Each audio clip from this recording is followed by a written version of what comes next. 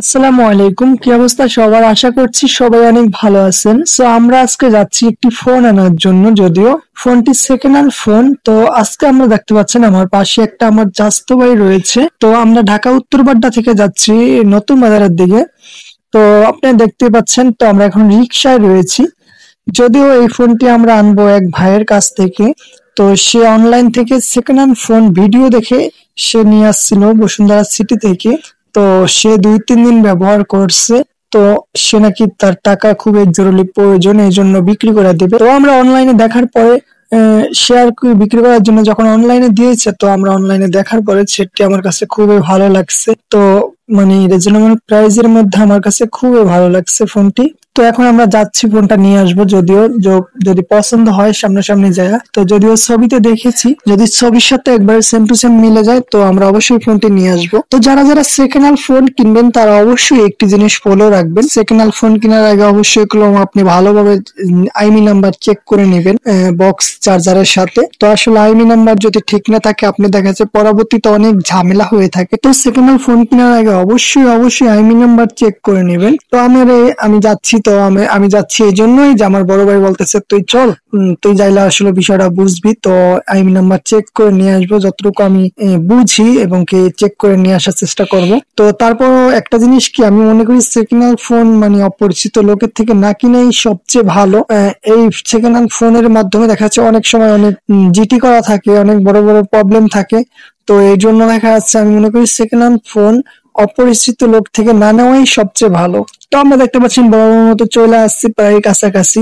তো আমি মাঝে মাঝে ভিডিওটি একটু কাট করে দিচ্ছি। তো আমরা বাসায় যাওয়ার পরে অবশ্যই দেখবো, ফোনটি যদি সেম টু সেম হয় তো ফোনটি নিয়ে আসবো।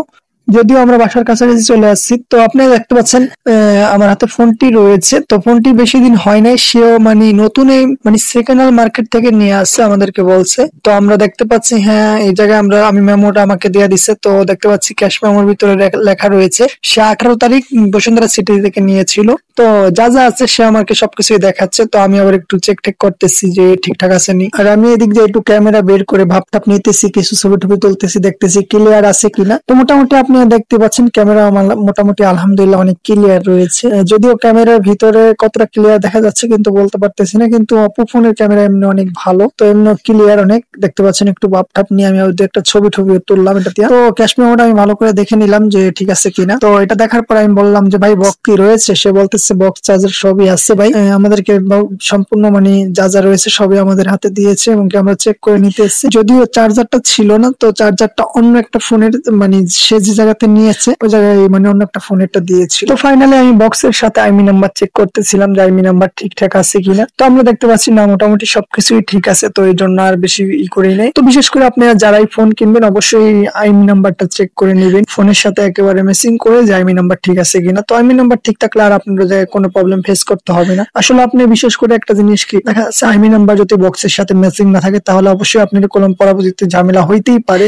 তো এই জন্য অবশ্যই অবশ্যই চেক করে নেবেন। তো আমরা দেখতে পাচ্ছি মোটামুটি সবকিছুই ঠিকঠাক রয়েছিল। তো আমরা যদিও ফোনটাও একেবারে ফ্রেশ কন্ডিশন যদিও ছিল, তো এই জন্য আর বেশি কথাবার্তি বলি নাই, যে বললাম আচ্ছা ঠিক আছে ভাই তাহলে ফিক্সড কত হলে আপনি দিতে পারবেন। যদিও তো এই জন্য আমি বলে দিলাম। তো বললো যে ভাই আপনি দেখেন, আমি 18 তারিখ ফোনটা নিয়েছি, আজকে কয় তারিখ? আজকে আপনি দেখতেই পাচ্ছেন 23 তারিখ। তো আপনি বললো যে ভাই বেশি দিন হয়নি, আপনি তো বুঝতে পারতেছেন। আমি আসলে বিষয়টা হলো কি, সেই মানে যে ভাই রয়েছিল সে বলতেছিল ভাই আমার পরীক্ষার জন্য আমার টাকার প্রয়োজন খুবই, এই জন্য হলে আমি ফোনটা সেল করতে। আসলে সব দিক দিয়ে ঠিকঠাক ছিল ফোনটা, যদিও সব দিক দিয়ে পারফেক্টলি। তো এই জন্য আসলে আমরা নিয়ে আসছি। আর তার বিহেভটা খুবই ভালো লাগছে। আসলে মানুষের ব্যবহারই হলো মেইন। আর বিশেষ করে সে খুবই ভালো মনের মানুষ। আসলে আমরা ওই জায়গায় যাওয়ার পরে বুঝতে পারছি। তো আসলে আমরা দেখতে পাচ্ছি ফোনটা সব কিছু ঠিকঠাক রয়েছে, যদিও সিম টিম খুলে এখন আমাদেরকে দিয়ে দিবে। তো তারপরে অবশ্যই রাস্তায় যায় দেখা হচ্ছে, কারণ আমরা এই জায়গায় বেশিক্ষণ থাকবো না। তো আমরা যদিও আজকে ডিউটিতে ছিলাম, তো সবকিছুই ঠিকঠাক মতো ছিল। তো এই জন্য আমাদের যে এই বাটন ফোন নিয়ে গেছিল আমার ভাই আর কি, ওটাতে আমার বলতেছে সিমটা খুলতে। আমি বললাম যে তুমি এই খোলো ভাই, আমার হাতে ফোন দিয়ে ভিডিও করতেছে। তো সেই খুলতেছে। তো এই জন্য আমার আবার ওই ভাই বলতেছে ভাই একটু ইন্টারনেট চালায় দেখেন ঠিকঠাক মতো কাজ করে কিনা। তো আমি বললাম আচ্ছা ঠিক আছে দেখি ঠিকঠাক মতো চলে কিনা। তো এদিক দিয়ে আমার আবার কল টল দিতেছে যে দেখেন কথাবার্তি সব